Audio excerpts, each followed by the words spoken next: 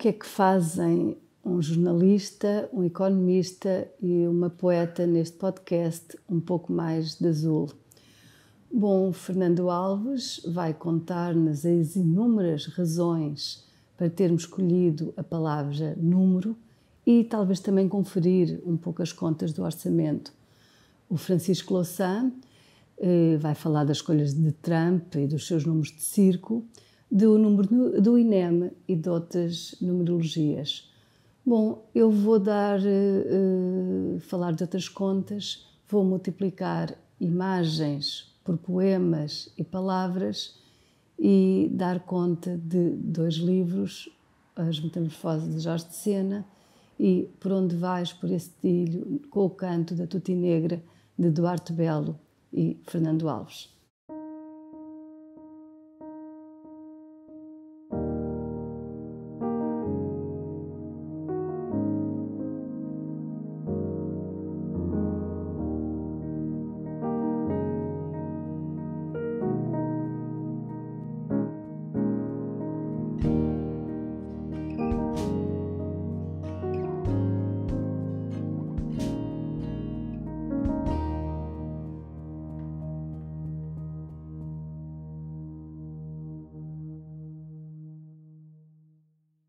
Nesta edição de Um Pouco Mais de Azul, eu vou-me dedicar a 2 temas, aliás, na continuidade de alguns outros dos nossos episódios.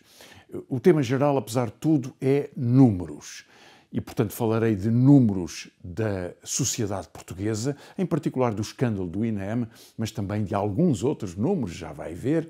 E depois falarei sobre os números, ou o número que Donald Trump está a organizar e como o seu número muda os números e a realidade do mundo na composição da nova equipe executiva da Casa Branca. Mas começo pelos números em Portugal. Foi muito comentado, e não é razão para menos, o facto de ter havido 11 mortes que estão a ser investigadas na relação com as deficiências do INEM. Não sabemos ainda bem exatamente todas as circunstâncias e, tratando-se de um caso tão dramático e tão grave, convém ter a maior das prudências. Mas o número são 11. São 11 casos que estão a ser investigados e que decorreriam, segundo algumas interpretações, veremos o que é confirmado ou o que é desmentido, decorreriam da dificuldade de prestar o serviço na sequência de uma greve e, aliás, das dificuldades estruturais de funcionamento do INEM. A greve foi anunciada 20 dias antes de ocorrer, o Ministério sabia, a Secretaria de Estado sabia, não houve nenhuma diligência, o próprio diretor do INEM terá feito alguma iniciativa horas antes ou em cima do acontecimento da própria greve e, em função disso, os serviços ficaram numa situação mais limitada. Para quem há pouco mais de um ano exigia a demissão de Marta Temido por ter ocorrido uma morte na sequência de um atraso dos serviços de emergência médica, que foi o caso do PSD ou do CDS ou de partidos da direita naquele contexto, não deixa de ser curiosa a forma como, perante o número esmagador destas 11 mortes, estas autoridades, agora que são governo, se tenham tratado com tantas pinças e com tanto desleixo, na verdade. O INEM teve uma substituição de direção em julho, já quase não nos lembramos, mas o número é uma semana que durou o mandato do presidente então escolhido. Ao fim de uma semana ele verificou que não havia condições para exercer o seu mandato e, portanto, bateu com a porta. E então foi nomeado, em regime de substituição, um novo diretor, Sérgio Janeiro. Estamos a falar de julho.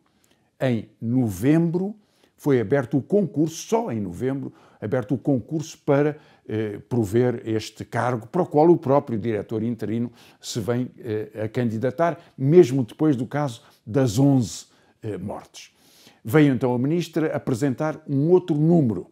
Ela está disponível para dedicar 70% do seu tempo ao INEM. Porquê 70%? Bom, é um mistério numerológico. O que é que quer? Convinha dizer na altura, o número em si mesmo é absurdo. Importante que seja o INEM, há um ministério para gerir. E não retirando a obrigação de resolver imediatamente as dificuldades do serviço de emergência médica, há outras urgências também. É duvidoso, com franqueza, que este número da ministra não seja mais do que um número político para efeitos de número comunicacional.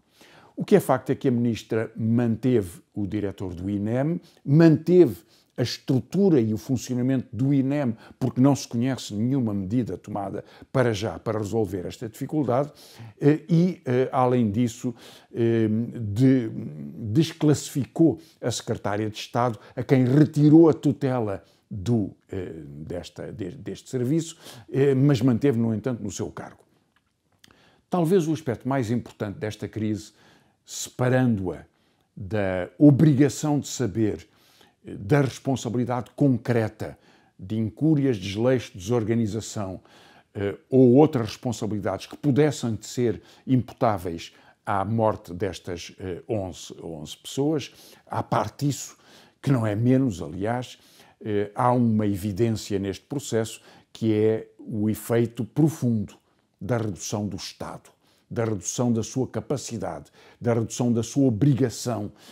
O INEM é talvez um protótipo, talvez seja uma metáfora geral da política liberal de destruição do Estado e da redução das suas competências e obrigações. Quero ainda acrescentar 2 outros números. E um é sobre a saúde. A OCDE publicou há 2 dias um relatório que trata de vários assuntos sobre a comparação dos serviços públicos de saúde, públicos e privados de saúde nos vários países, e para Portugal nos aponta as 2 seguintes deficiências.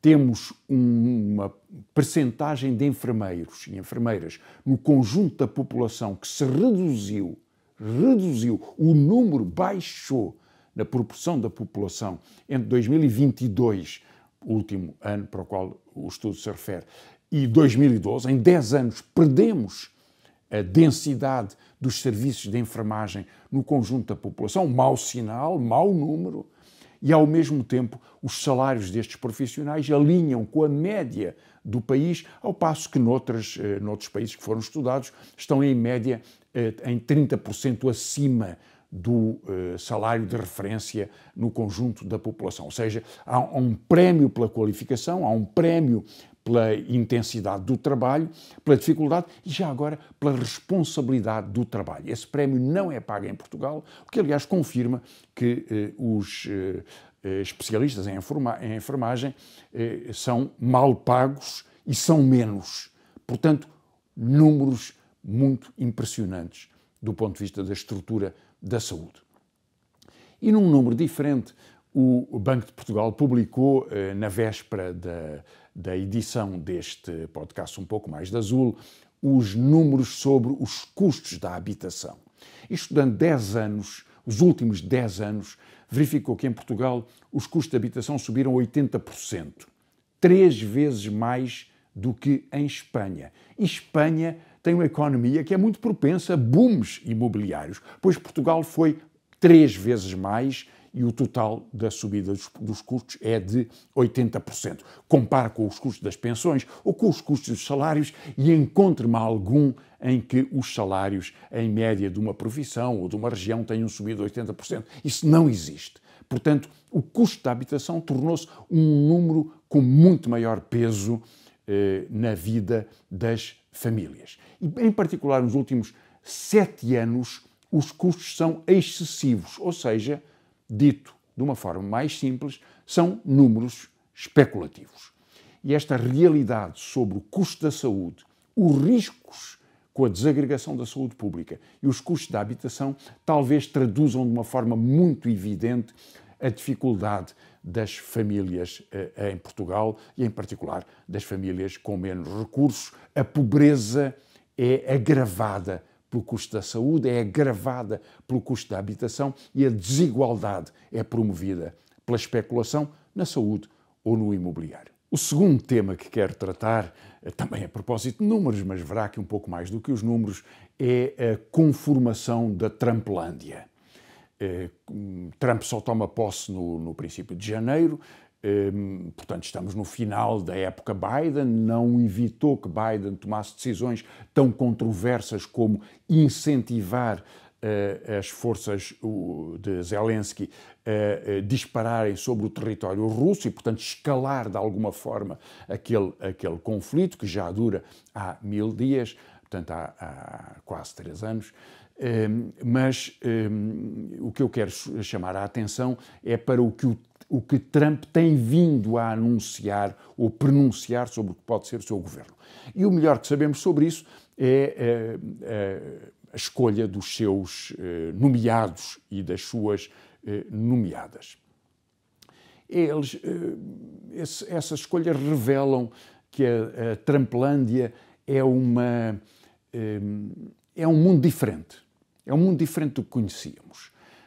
É certo que já houve eleitos presidentes norte-americanos que foram tão longe, e a memória pode não nos ajudar desse ponto de vista, em declarações espantosas. Trump tem tido esta sua forma de intervenção sobre os migrantes, sobre as mulheres, sobre os pobres, sobre o isolamento dos Estados Unidos, sobre a política internacional, sobre a forma como pode resolver conflitos ou agravar conflitos. Tudo isso é muito evidente ao longo das últimas semanas ou dos últimos meses e, em particular, no final da campanha. Mas já agora, para quem entende que é um facto absolutamente inédito, eu queria lembrar que Ronald Reagan, em algum momento, declarou, por exemplo, que os oficiais e soldados das SS, das forças nazis de elite, nos campos de concentração nazis de extermínio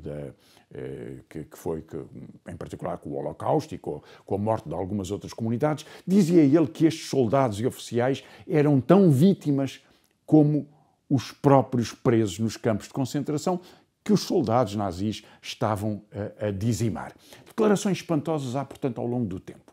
Agora, o que Trump representa, de alguma forma, é uma configuração essa única. Trump é ele próprio um fascista, alguém que quer afirmar um poder por cima de todas as intermediações democráticas e por cima de todos os controles democráticos e, portanto, alterar a ordem constitucional para ele é um projeto político sustentado. E falo neste contexto nomeando representantes que exprimem a sua lealdade pessoal a esta causa de poder concentrado. Mobiliza para isso alguns interesses económicos. O secretário de Estado do Ambiente, o ministro do Ambiente, para a terminologia norte-americana, é um executivo de uma empresa da exploração fóssil. O ministro da Defesa, secretário de Estado da Defesa, é um ex-pivô da televisão que é controverso por vários factos.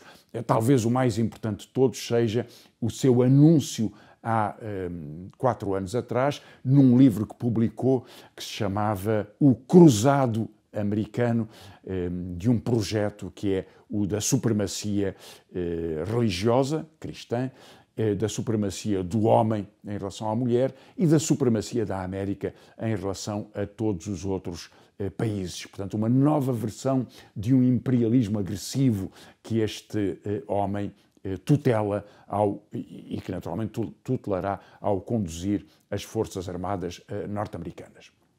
Mais controverso ainda foi a escolha do Procurador-Geral, que nos Estados Unidos é uma combinação entre a nossa Procuradoria-Geral da República e o Ministério da Justiça, para o qual ele foi escolher um polémico ex-deputado que está envolvido num caso que é investigado a propósito de um caso de sexo com uma menor e que particularmente se destacou por uma fidelidade a Donald Trump que passou pela defesa do ataque ao Capitólio quando Trump perdeu as eleições anteriores em 2020. E ainda há uma outra escolha que não deixa de ser das mais preocupantes, que é a escolha de um ex-governador para embaixador em Israel. E este homem é controversamente conhecido por ter declarado que os colonatos são legais, contra a jurisprudência internacional, aliás, e contra a posição oficial até agora do seu próprio país e das Nações Unidas, já agora, e sobretudo que Israel tem direito à Judeia e à Samaria.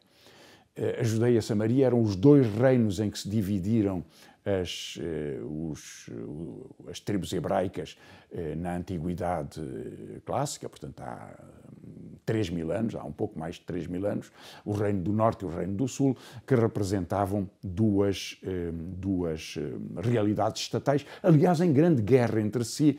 Bem se lembra, quem tiver lido a Bíblia hebraica, da forma como os samaritanos de Samaria são referidos nesses textos religiosos. Grande guerra entre eles, em todo caso, duas zonas de domínio geográfico das tribos hebraicas quando estavam a destroçar os habitantes anteriores e que, se hoje fossem a base para 3.000 anos depois as fronteiras de um Estado, abrangeriam não só Israel, implicariam a anexação da Cisjordânia e de Gaza, mas também de alguns territórios dos países à sua volta. Pois é um defensor destas fronteiras que foi escolhido para embaixador dos Estados Unidos em Israel, o que só anuncia que, a par da simpatia de Donald Trump por Putin, a sua proximidade com Netanyahu exprime a possibilidade da extensão desta guerra sem limites. E há finalmente a última das grandes contratações de Donald Trump, que é Musk. Musk tem vindo a mostrar uma presença, ele não será um membro escrutinado do gabinete, ele tem uma função à parte da nomeação dos ministérios, digamos assim, das secretarias, no caso da nomenclatura norte-americana, mas tem um poder muito grande, cujas fronteiras, aliás, são tão vastas que não são conhecidas. Não se sabe exatamente qual é o seu mandato, aparentemente é intervir em todas as áreas do funcionamento do governo dos Estados Unidos e ele vai aparecendo, entretanto, como uma espécie de braço direito, uma espécie de número 1 do séquito permanente de Donald Trump e vai exprimindo as suas posições, vai tomando iniciativas diplomáticas, o que é uma coisa bizarra, e vai anunciando as suas posições. Esta sobreposição entre a casta dos ultrabilionários, Musk é o homem mais rico do mundo e um dos mais poderosos do ponto de vista económico do mundo, com o poder político, aliás, com algumas veias teocráticas. Será que lhe escapou o facto de o Mississippi, um estado de governação republicana, ter decidido que em todas as aulas, todos os dias, no princípio de cada dia de aulas, para ser mais exato, se teria que ler a todas as crianças os 10 mandamentos, todos os dias, à segunda, à terça, à quarta, à quinta e à sexta, teriam elas que ouvir os 10 mandamentos, decisão que só foi suspensa por um tribunal e veremos qual vai ser a conclusão final. Esta ideia da casta da riqueza, do poder teocrático e do poder absoluto de um mandante que é o presidente Trump, é o que configura esta estrutura do poder político. A este respeito, queria ainda acrescentar um último tópico, que é como é que nos Estados Unidos está a discutir a vitória de Trump e a derrota de Kamala Harris. E, na verdade, como é que esse debate se repercute também na Europa. E creio que essa repercussão e a estrutura desse debate se organiza em torno de 2 temas.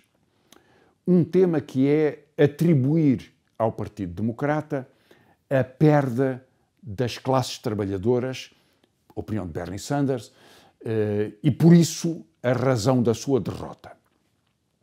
E, em segundo lugar, uma discussão sobre qual deve ser uma estratégia popular para ganhar eleições contra o ascenso da extrema-direita. Repare que o primeiro é uma entorse histórica. Percebo que Bernie Sanders acuse a direção do Partido Democrata, de que aliás não faz parte, mas em cujo grupo de representação parlamentar se inseriu no Senado desde sempre, que os acuse de se terem desinteressado das classes trabalhadoras e das classes populares. faz parte da sua lógica de argumentação e do seu combate político, que tem sido importante no contexto dos Estados Unidos. Mas há, evidentemente, uma incongruência histórica. O Partido Democrata não é o partido das classes trabalhadoras. Num país dividido numa bipolaridade política entre dois partidos, em que cada um tem cerca de metade da população, é evidente que tanto os republicanos como os democratas têm votos massivos de dezenas de milhões das pessoas das classes trabalhadoras, um como o outro. O que houve nestas eleições foi uma pequena oscilação em que uma metade cresceu um pouco e outra caiu um pouco. Kamala Harris tem menos votos do que Biden, quando conseguiu derrotar Donald Trump. E essa deslocação é em setores populares de migrantes latinos, em alguns setores populares de afrodescendentes e em alguns setores populares da classe trabalhadora branca. Mas a configuração dos grandes corpos eleitorais mantém-se no seu essencial. Agora, atribuir ao mesmo tempo ao Partido Democrata uma perda de representação neste contexto parece-me razoavelmente absurdo, porque designaria uma espécie de história de representação dos trabalhadores pelos democratas que é absolutamente falsa. O Partido Democrata foi um partido dividido entre os industriais do Norte e os proprietários esclavagistas do Sul na metade do século XIX. Quando Lincoln ganha as eleições é porque há uma divisão no Partido Democrata entre estas duas forças e os democratas do Sul são esclavagistas que conduzem a guerra civil para impedir a libertação dos escravos e para disputar a hegemonia da economia norte-americana entre as duas principais componentes da oligarquia de então. Portanto, o Partido Democrata tinha uma forte base entre os setores mais reacionários da política norte-americana durante a Guerra Civil da década de 1860. 70 anos depois, na década de 30, quando um presidente democrata, Roosevelt, ganha as eleições, aliás, com a maior supermaioria de sempre no Senado, na Câmara dos Representantes, a maior vantagem eleitoral de sempre na eleição do presidente, Roosevelt, com todo esse poder, não conseguiu impor a aprovação de uma lei contra os linchamentos de negros no Sul, porque os senadores democratas sulistas o impediram de aprovar essa lei. Portanto, 70 anos depois, esta presença ainda existia.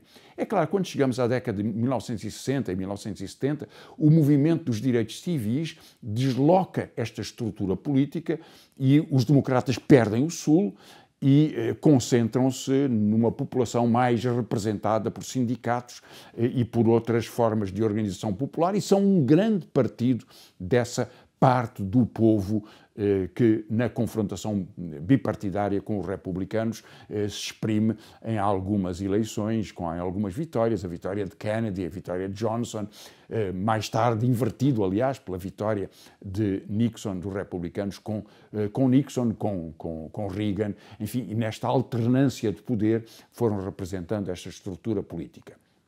Em resumo, dizer que o Partido Democrata era o partido das classes trabalhadoras é desprezar e ignorar absolutamente esta história complexa e perceber e atribuir à liderança democrata, que foi desde sempre uma liderança das elites económicas e da casta económica, um poder de simbologia histórica em relação aos trabalhadores que não existe.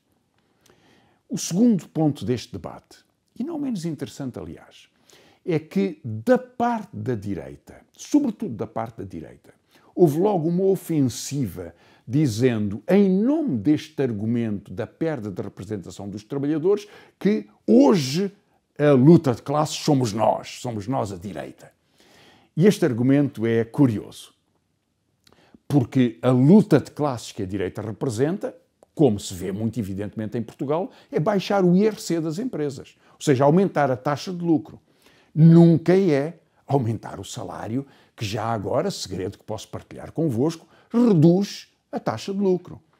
E, portanto, a luta de classes que é reivindicada com orgulho por alguns dos escritores da direita, alguns dos comentaristas da direita, é simplesmente uma farsa, porque se trata de enriquecer e concentrar riqueza e não de reduzir a desigualdade, muito menos de reduzir a exploração ou de alterar as condições de vida dos trabalhadores. Não é dessa luta de classes que nos estão a falar.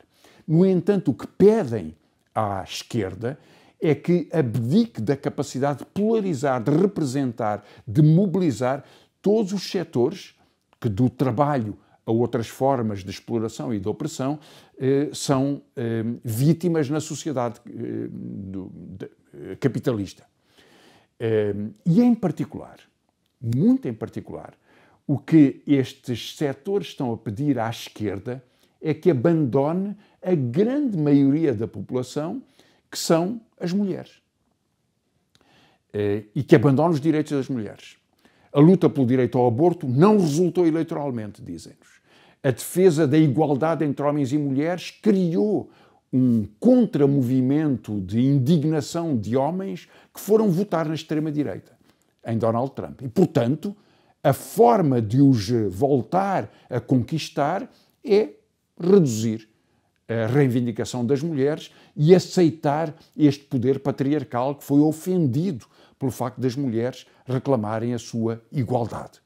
Ora, esta forma estratégica de propor à esquerda que recupere o seu papel, deixando de ser esquerda, ou deixando de combater pelo salário, combater contra a precariedade, ou de defender os direitos dos imigrantes, ou sobretudo de defender os direitos de homens e mulheres em igualdade numa sociedade democrática que os represente da mesma forma e com o mesmo respeito, é simplesmente uma tentativa de desarticular o sentido construtivo e mobilizador que a esquerda tem que representar para poder disputar a maioria do povo e para poder disputar a política nos seus países e nos seus contextos.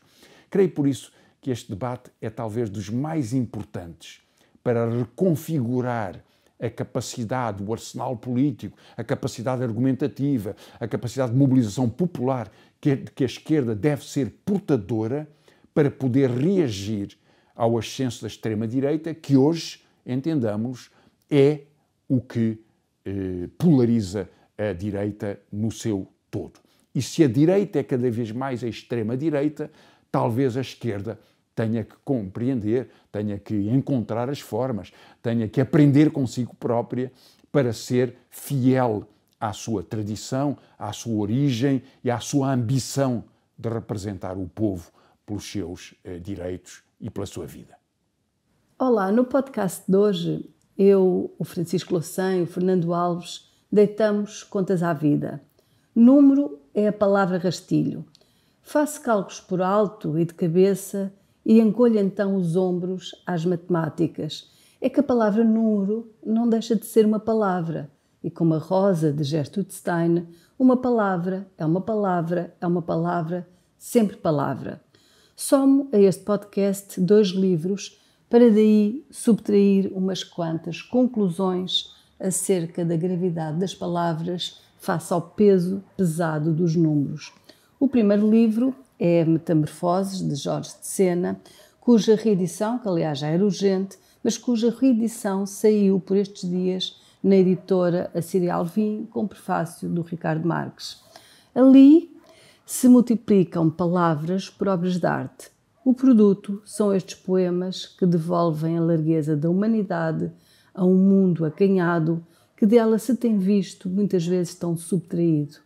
Neste livro de Sena, e talvez seja um dos seus mais importantes, neste livro de Sena também se contam, e para isso nos bastam os dedos de uma mão, também se contam os 4 sonetos a Afrodite, escritos com palavras inventadas ou palavras raras, não dicionarizadas, mas que seguem com precisão aritmética a estrutura do soneto, portanto 14 versos, cada qual dividido em decassílabo. O rigor matemático dos números exatos, exibindo a mais metafísica liberdade dos sentidos. Leia o primeiro verso da primeira quadra do primeiro poema, que se chama Pandemos. Dentífona, a priuna, a veste iguana. É uma verdade científica, mas foi Pessoa, um poeta multiplicado em vários, que o descobriu. A Vênus de Milo é de facto tão bela como o binómio de Newton. Também de um outro livro gostava de falar, assim de passagem, porque de algum modo este será primo daquele e será primo deste por um diálogo entre imagens e palavras que também lhe está implícito. Por comodidade chamo livro, afinal tem para lá de 300 páginas, mas por comodidade chamo livro a este passeio demorado que é onde vais por esse trilho com o canto da Totinegra, em que as palavras de Fernando Alves, companheiro de Um Pouco Mais de Azul, as palavras de Fernando Alves passeiam tropeçando por entre as fotografias de Duarte Belo, que de máquina fotográfica em riste tem palmilhado passo a passo o nosso país de chão e pedra. São 2 milhões de fotografias em números redondos em que o tempo e o espaço têm sido recortados pela sua câmara. Todo um país num mosaico de olhares. Um olho pestanejando e um pé pisando, e assim se faz um trilho, se traça um caminho. A estas fotografias, aliás 159 delas, para sermos rigorosos nos números, estas fotografias que traziam as raízes agarradas ao chão da terra, Fernando Alves emprestou um movimento de asas e concedeu-lhes a música das palavras. Concedeu-lhes a leveza do voo e o canto dos pássaros, da Totinegra, por exemplo, e povoou-as com a sua voz, com a sua escrita, habitou-as no fundo. É destas matemáticas, não de outras, que se faz, afinal, a arte, e são estes, na verdade, os números que importa contar. Duarte Belo diz que só fotografa o que não mexe. Nesta mais de centenas de fotografias, aliás, só uma figura humana aparece, e aparece assim de raspão, e algumas 3, penso, vacas barrosãs. Mas o tempo que aqui se fotografa está em movimento e prossegue, tornado cada vez mais humano, em metamorfose, em remoinho, nos textos de Fernando Alves. Entre o número e a palavra, pensamos muitas vezes que há um discêndio contraditório, um passo de gigante entre ambas. Os números estariam para cada margem da objetividade concreta, sem veleidade e sem caprichos, e na margem de lá, em passando o rio do pensamento, as palavras recostam-se ao artifício, sempre prontas a serem aquilo que não são, oferecendo-se camufladas à metáfora ou a outras metamorfoses. É que se no princípio era o verbo, note-se que também do verbo nasceram os números. Número é, aliás, palavra que foi correndo ao arrepio do seu próprio sentido.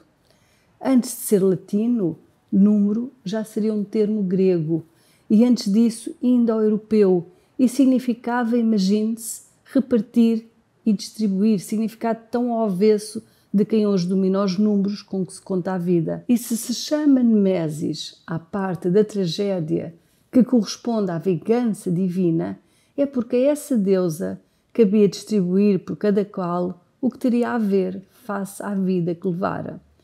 Paulo Gerdes, um matemático holandês naturalizado moçambicano e que escreveu um livro de etnomatemática, explica como é excêntrica e pouco natural até, mas afinal no humano o que é natural, explica-nos como é excêntrica e pouco natural esta ânsia de precisão que nos faz querer nomear todos os números.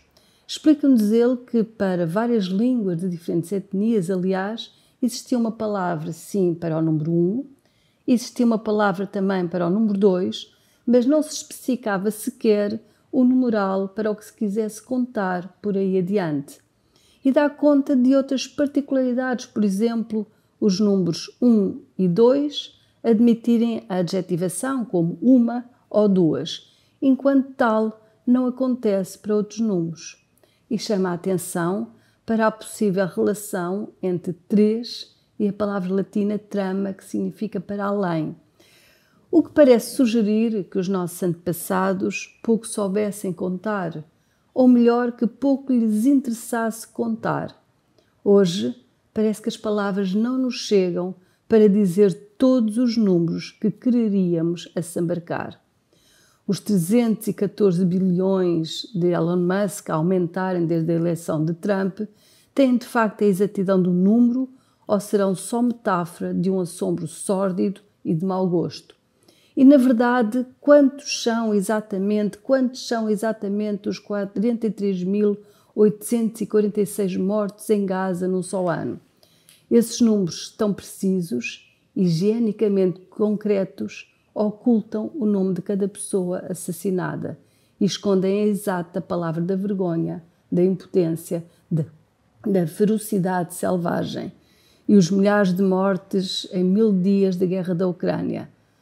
Há palavras, sim, mais concretas e rigorosas do que os números inteiros. São as palavras que se vergam, atropelando-se para nomear com precisão e justiça contra o automatismo indiferente dos números. Manuel António Pina, num poema infantil, conta que numa certa conta havia um zero dado à poesia que tinha um sonho secreto, fugir para o alfabeto. Um zero, no fundo, que queria ser a exclamação de um O. Resumindo, os números poucos nos dizem, se não souberem gritar. Vamos então a outras contas, porque na verdade já me denunciei. Eu acredito que são as palavras quem melhor sabe contar. Metamorfoses, de Jorge de Sena, será por muitas razões, já o disse, um dos livros mais importantes de Jorge de Sena. É o seu primeiro livro editado em situação de exílio no Brasil, consequência, aliás, do seu envolvimento no falhado golpe da Sé, estrangulado pela PIDE. O volume é lançado em 1963, mas em 64 dá-se o golpe militar no Brasil e vê-se o poeta novamente obrigado a fugir, desta vez para os Estados Unidos. Duplamente exilado, Sena diria: eu sou um homem visceralmente do exílio. E sou um homem do exílio que chegou à conclusão que se sente mal no mundo, embora ache que não há outro. É esta amargura, aliás, que aparece depois no tremendo poema Em Creta com o Minotauro. Eu sou eu mesmo, a minha pátria. A pátria de que escrevo é a língua em que, por acaso de gerações, nasci. E a do que faço e de que vivo é esta raiva que tenho de pouca humanidade neste mundo quando não acredito em outro e só outro quereria que este mesmo fosse. Metamorfoses é um livro que não fala de liberdade, mas mostra, exibe-a, exerce-a. A arte metamorfoseando-se em sentido, revolucionando-se livre para lá das suas matérias, arrastando consigo a língua em mudança e nela a humanidade. Este é um dos primeiros livros portugueses de experimentação ecfrástica, ou seja, aqueles em que os poemas assumem objetos ou artefactos artísticos como o seu referente concreto e explícito. Numa página, a fotografia, o objeto artístico, o artefacto, e de outro, o poema. Os sentidos encontram-se então neste lugar de passagem entre um e outro. O título do livro, que é furtado às Metamorfoses de Ovídio, evoca a capacidade de transmutação dos corpos, dos objetos, dos factos. No fundo, o verdadeiro poder transformador da língua.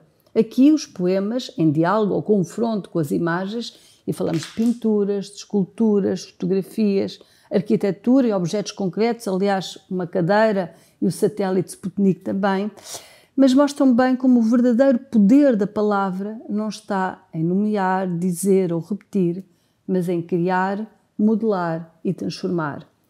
Toda uma narrativa histórica, sequencial, está presente na sucessão de imagens reproduzidas no livro, que são refeitas, interpretadas poeticamente, refazendo a história, modificando-a um pouco nas suas versões, e isto ainda quando os números se recusam a contar a nosso favor. Estes poemas, explica Sena no prefácio à primeira edição, são consequência de deambulações livres nos museus e galerias britânicas que lhe mostraram e cito, a comovente historicidade da natureza humana. Continua Jorge de Sena e diz-nos ele: eu sei que os povos só valem como humanidade, nunca valeram como outra coisa. E a alegria que sinto no Museu Britânico, no Louvre, ante as coleções onde palpita uma vida milenária, não provém desta ser milenária, estranha, distante, bárbara ou requintada, mas de eu sentir em tudo, desde as estátuas aos pequeninos objetos domésticos, uma humanidade viva, gente viva, pessoas, sobretudo pessoas. A pintura 3 de maio de 1808, em Madrid, de Goya, mais conhecida como Fuzilamento de Goya, que acompanha o poema paradigmático Carta aos Meus Filhos, ou a imagem de Camões, de Bruno Giorgi, a par do poema Camões dirige-se aos seus contemporâneos, ou mesmo a geometria poética que acompanha uma fotografia da nave do Mosteiro de Alcobaça, são sim uma reflexão sobre a história. Melhor, são história fazendo sobre a história exata das pessoas e das palavras, subtraindo-se à inexatidão dos números e das contas e das datas certas. Diz-nos ainda Jorge de Sena, nesse mesmo prefácio: e se não for a poesia olhando a história, nenhuma vida em verdade reconheceríamos, nem a nossa própria.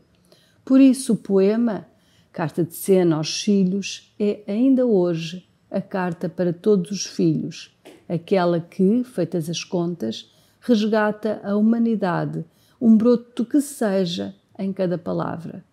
No final do prefácio a Metamorfoses, Ricardo Marques, que é responsável por esta reedição, diz que Sena realizaria com este livro a verdadeira metamorfose, a de manter-se vivo um poeta por meio da sua poesia. Acrescento eu que, mais do que isso, Sena cumpre aqui a verdadeira metamorfose, a capacidade de tocar o mundo com a arte, com a palavra, com a poesia e transformá-lo de novo em humanidade, transformando o zero da rispidez vazia do mundo na exclamação aconchegada de um ó, tal como Sena transforma a cabecinha romana das ruínas de Ossóbona, que também está aqui presente, transforma a cabecinha romana das ruínas de Ossónova em palavras que devolvem o mundo ao humano. O vasto império, e cito o poema, o vasto império que os deuses todos tornou seus, não tinham rosto para os deuses, e os humanos, para que os deuses fossem, emprestavam o próprio rosto que perdiam. Esta cabeça evanescente resistiu, nem deusa, nem mulher, apenas ciência de que nada nos livra de nós mesmos. Repito o verso, esta ciência de que nada nos livra de nós mesmos, assim como nada nos salva desta porra triste, mesmo que se descubra, no entulho e nos escombros das palavras, um modo de não desesperar da humanidade, desde que por aí se descubra uma forma tímida de ainda se ser humano e solitário acompanhadamente. Com isto, nem tanto com a rispidez agreste dos números, é que nós devíamos todos aprender a contar. Obrigada. Haverá inumeráveis razões para termos escolhido, nesta edição do podcast Um Pouco Mais de Azul, a palavra número. Na verdade, não me ocorre nenhuma. Haverá, digamos, N razões. Ora, N é o número que perdeu o húmero? Não creio que seja, até porque N representa um conjunto de números inteiros. Sem o húmero não podemos dar o braço a torcer, não podemos emendar a mão, não podemos refazer as contas. O corpo humano tem 206 ossos, se estiver inteiro. E o ouvido médio tem 6, se bem escutei. São números duros de roer. Os números com que lidamos, lançados das tantas fundas do debate político, são também, pelos vistos, enganadores. Foi esta a palavra, clara como o algodão das estatísticas, usada pelo governador do Banco de Portugal, contrariando as contas avulsas feitas por muitos a respeito da alegada fuga de profissionais qualificados para outros países.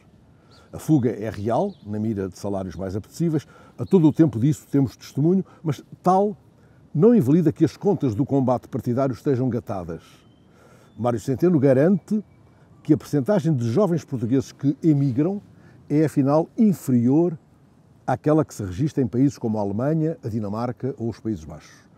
Pelas contas de Centeno, ela representa menos de metade do que aquela verificada nesses países. Daí que o governador do Banco de Portugal faça força numa tecla insuficientemente acionada em tempos de desinformação e de contas complexas. Nos últimos 8 anos, são números de Centeno, a população ativa com formação superior aumentou, em média, 70 mil indivíduos por ano em Portugal. Ora, se os diplomados saídos anualmente das universidades portuguesas andam pelos 50 mil, Portugal é, afinal, um receptor líquido de diplomados. São os novos fora de Centeno respondendo aos novos fora de sucessivas oposições. Eis, afinal, em números redondos, o rol de licenciados do qual valeria a pena extrair os licenciosos. São talvez esses que gatam os números e forjam as fórmulas que permitem viciar o debate avulso. Algum paleio corrente será alimentado nessa precisa circunstância de que cada qual faz o seu número. Chegará o dia em que, confrontado com números irrefutáveis, um interveniente do debate político, licenciado ou não, terá a elegância e a fineza democrática de fazer vénia aos números exibidos pelo adversário da ocasião. Peço desculpa, estava equivocado. Entretanto, se ouvires na rádio ou num qualquer outro meio, portugueses acertam em 4 números e 2 estrelas, não é matemática, nem astronomia, será o Euromilhões. Assim ou assado, vai já. A calculadora de Miguel Albuquerque garante que André Ventura quer números de circo.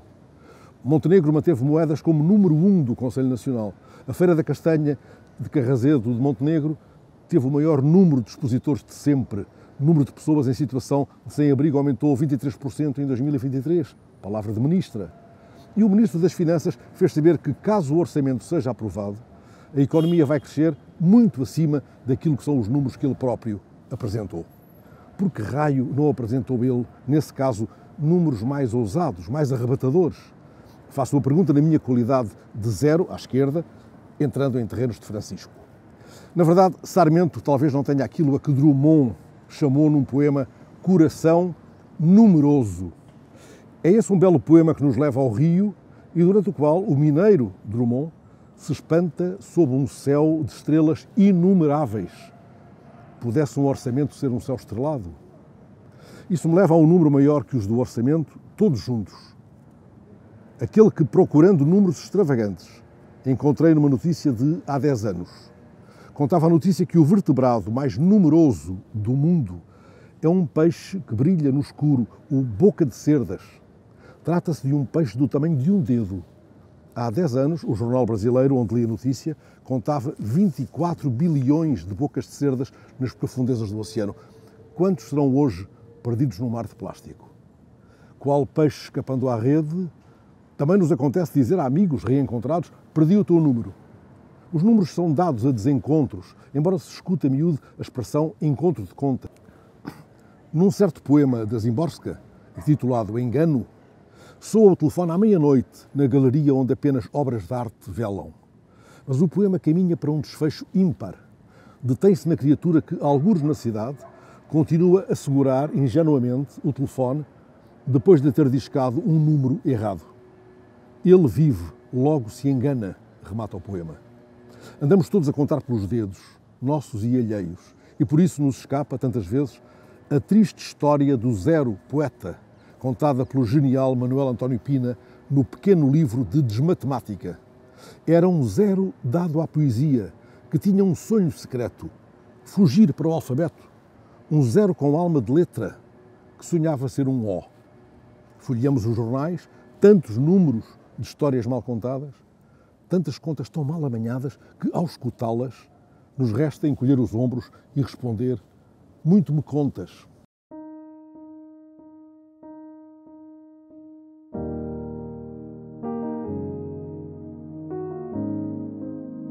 E foi mais um episódio de Um Pouco Mais de Azul, desta feita dedicada à palavra número, que podem ouvir nas diferentes plataformas e também agora alojado no público. A realização foi de Miguel Bordalo, a produção da Joana Louçã, música de Filipe Melo e o arranjo gráfico de Tiago Tavares.